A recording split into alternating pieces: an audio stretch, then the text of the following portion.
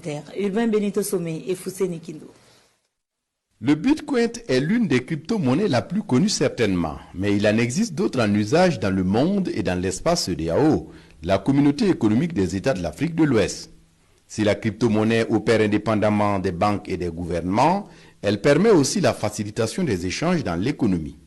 Mais force est de reconnaître que son usage devient de plus en plus abusif et inquiète les États.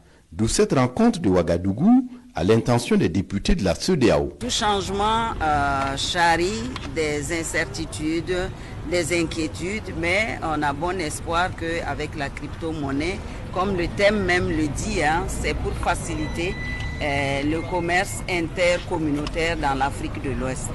Donc je ne suis pas sûr on parle de préoccupation, mais c'est plutôt pour visiter le secteur et pouvoir en tirer les dividendes.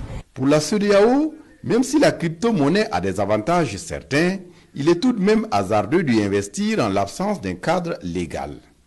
L'espace communautaire craint donc une désorganisation de son économie. Les gens se réjouissent déjà parce que on parle de transparence, on parle de facilité, on parle d'absence de taxes et ainsi de suite, mais il va falloir encadrer, sinon ça va être difficile, surtout pour nous, nos économies qui sont naissantes, qui sont un peu fragiles, et quand on adosse à ça la Covid-19, bon, c'est pas évident.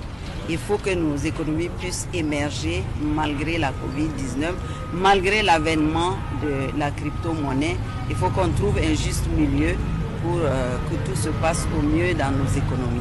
La rencontre de Ouagadougou va donc permettre de recadrer l'usage de la crypto-monnaie en vogue grâce aux technologies de l'information et de la communication et dont le contrôle échappe aux banques.